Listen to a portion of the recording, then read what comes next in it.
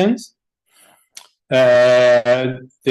Those of you who want a recording of this session, it will be sent to the leaders so that you can share with your team. Today, I'm not going to discuss with you the skills of building the business. I want to share with you two things that I think can really help your business move to the next level. One of the things that every person who joins our business comes across is disappointment. When the prospects you speak to, or even some of your team members, are not doing what you expect them to do, or have not committed themselves to the business, the session I want to share with you is how to discipline your disappointment. Before I go on, I just want to see, by a show of hands, how many people have had disappointments in this business? How many people have had disappointments? Raise your hand on the screen if you have had any disappointment in the business before. I see the whole screen is popping up with people raising their hands. Everybody who has been doing this business, either 2 weeks, 4 weeks, 1 month, 2 years, 20 years, at some level, you've had a disappointment. See, looks like everybody has had disappointment in the business on one form or the other. So then I can tell you without any shadow of a doubt that you're in the right place. That you, in fact, if you haven't had any disappointment, you are not doing the business correctly. That is my conclusion. If nobody has said no to you, nobody hasn't laughed at you, nobody has told you you're crazy about this business, if you haven't had that experience, excuse me, you're not doing the business correctly, because not everybody sees what you see in the business. Okay, so the first disappointment that you're going to face in our business is called no-show. What is that? No-show is when you make an appointment and your prospects doesn't show up. They don't call you, they don't come for the meeting. Maybe you invite them for a Zoom presentation, and they said, oh, at 10 minutes to 8 or 10 minutes to 7, I'll be there waiting to join the meeting. They don't join. When you call them the next day, as they say in East Africa, mteja, you don't find them. Okay? That is one of the disappointments you will get. What I can tell you is that when you meet somebody who has this pattern, be glad that they are not in your business, or it's not the right time for them to join the business. Okay, so you're going to get no-shows. Betty and I have experienced this so many times. I mean, we've told you before that once we got in the car from Pretoria to Gaborone in Botswana, which is 370 kilometers from here. We left here at 6, we got there at 9:30. We got to the meeting. Not even our downline was there for the meeting. We spent an hour or two, we had a meal, got into the car and came back. But when Betty and I got into the plane to travel to San Francisco, or to go to Hawaii, or to go to Las Vegas, you think we were thinking about those prospects who didn't show up? No, they're not in our mind anymore. Okay? So when people don't show up, you need to discipline your disappointments and have the following conclusion. They were very busy, they didn't have time, or the business is not for them. Okay? The second challenge is called the me show. The me show simply means that you're the only person who shows up for the meeting. Your prospect doesn't show up, your downline doesn't show up. The success line, who is supposed to have arranged for the meeting, doesn't show up. Welcome to the business. That's what happens in our business. So don't be surprised if that happens to you. Okay? So if you find people who don't show up for the meeting, they make excuses, don't worry. Maybe you'd worry a little. You'd feel bad because you spent time, you spent effort, you go for the meeting. Don't worry. It is part of the game. It's part of the business. one of the ways to reduce this disappointment is, let me say you have the meeting at 2 o'clock in the afternoon at a restaurant in town. 10 in the morning or 11, call your prospects, confirm the meeting. Look, we're having the meeting at 2 o'clock at this venue. If there are any changes, let me know before I leave. Okay? So, no shows are going to happen, me shows are going to happen. The third thing you need to discipline is negative talk. I mean, Kathy Mashara said it very well on Monday that her friends, her relatives told her this thing won't work. You need to avoid negative people. First and foremost, you need to avoid negative self-talk. That is, talking yourself out of an opportunity. I was telling a friend of mine this afternoon, I went to see him and he's feeling quite low, and I told him, look, the first step you need to do is take a pen and a blank notebook, jot down your thoughts during the day. Don't analyze them. Jot your thoughts for 3 days. On the third day, examine your thoughts. What is your thought pattern? You will pick up what your dominant thought is, because that is what you attract to yourself. So examine your thoughts. Once you've examined your thoughts, then begin to deliberately replace your negative thought with positive ones. Avoid negative friends, people who always put you down, people who tell you this business doesn't work, people who know somebody who started this business and did not succeed, people who have got all sorts of reasons. Remember that it is your dream you're working for. It is your dream that you're building. You're not building your friends' dreams. If your friends are discouraging you from this business, maybe it's time to change your friends. Okay? And then you need to be careful about social media. That is very important. Social media is an excellent platform to meet new people, but it's very easy to be sucked up into social media, to begin to watch useless things on Facebook, on whatever it is. If you're going to build a business through social media, say from 10 to 12, I'm going to be on social media to meet new people, exchange conversation, get contacts, ask the questions. Are you open to look at a concept to generate additional income? That's it. Then get out of social media. Okay? Then negative relatives and friends. I'll put here in bracket Dr. Masaru Emoto. Dr. Masaru Emoto is a Japanese scientist. He did a really groundbreaking research and investigation. In fact, he did some tests. What he did, he took some water, two glasses of water. One glass of water, he expressed very positive emotions, love, affection, I like you, I really appreciate you, you're giving me a chance to drink water. Then the other glass of water, he spoke very negatively. You're an idiot, you're stupid, you have no use. And then after that, he froze both cups of water. And after he froze them, he examined them through a microscope. And he found that the water which he spoke positively about had very clear, distinct crystalline structure. Exact hexagons, very clear. You can actually see the edges of the structure of the cells of the frozen water. The glass of water that he spoke very rudely and arrogant with had very amorphous shape. There is no shape in it. If your words can affect water in that way, think about the effect of negative emotions or negative talk or negative self-talk in your life and in your mind. So be very careful about what you allow in your life.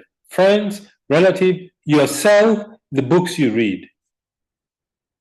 Okay? One of the other things that affect people is upline is not available.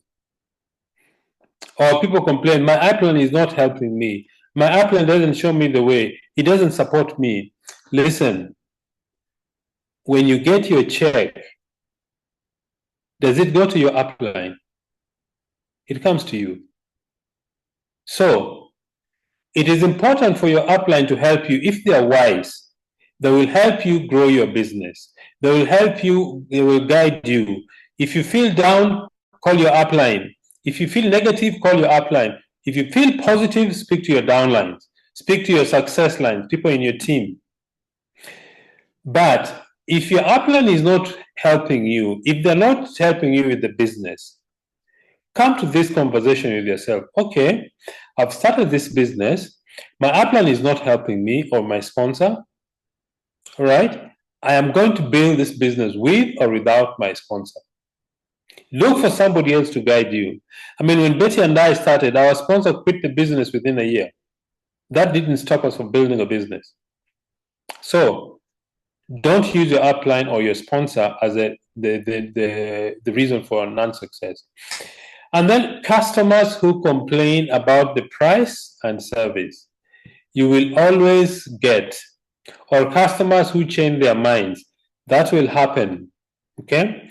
Customers who complain about the price, a very simple way to handle this, number one, do not argue with their point of view, okay?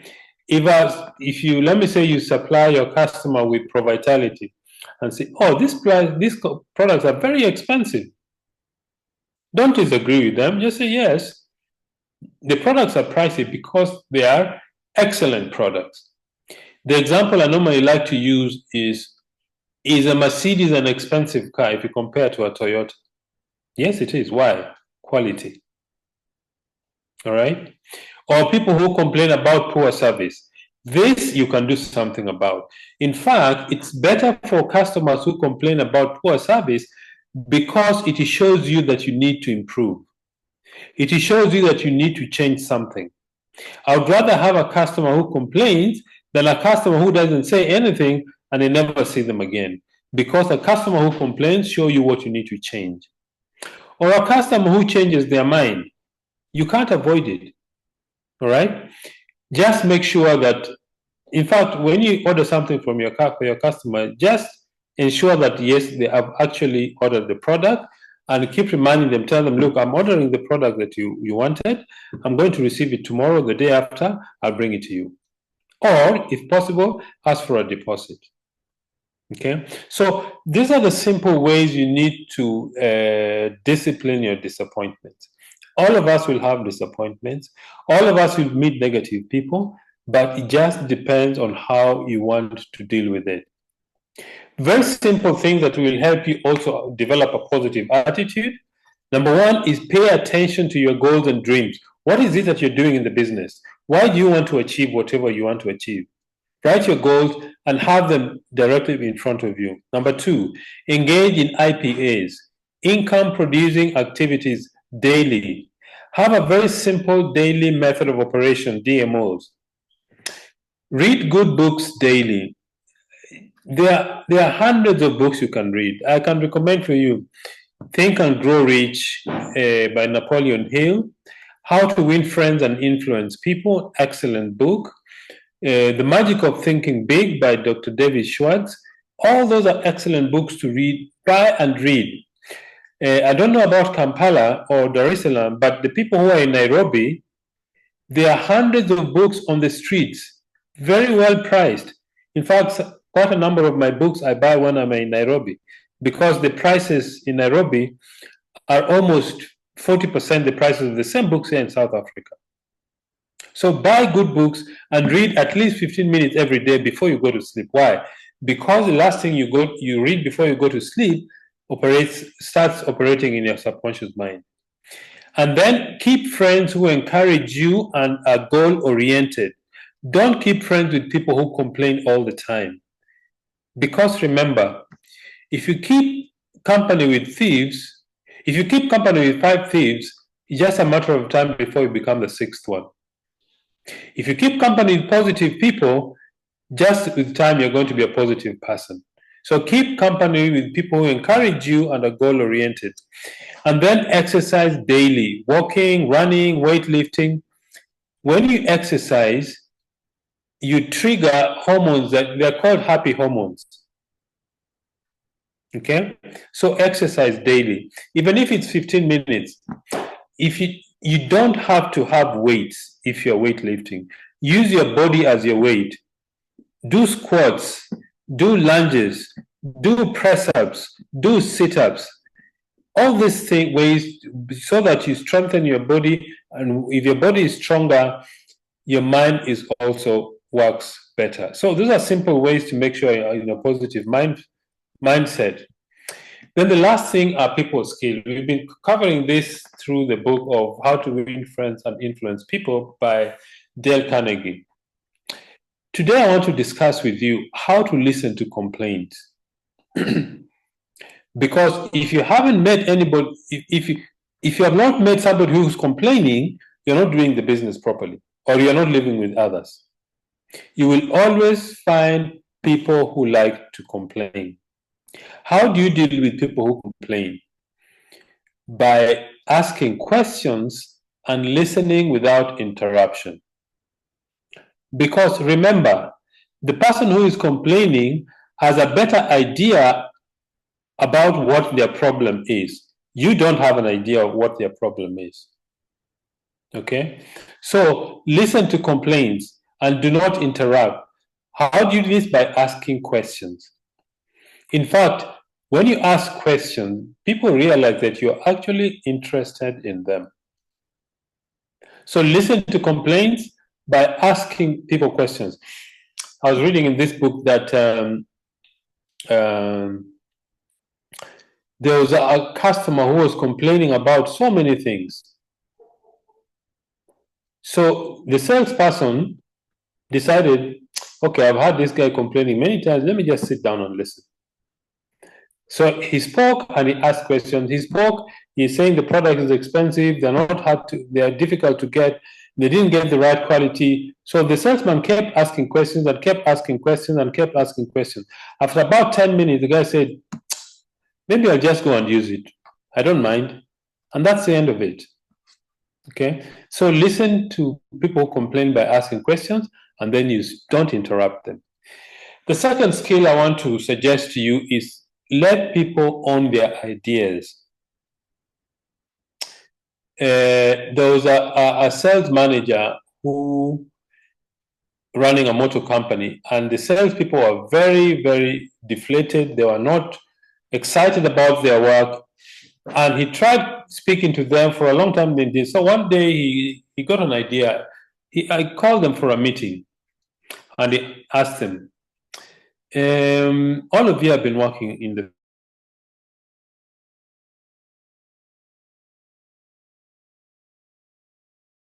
could each of you or wrong with our business or wrong with our products? So they spoke for about half an hour, and each person who spoke, he wrote down their complaint. After they had finished, then he asked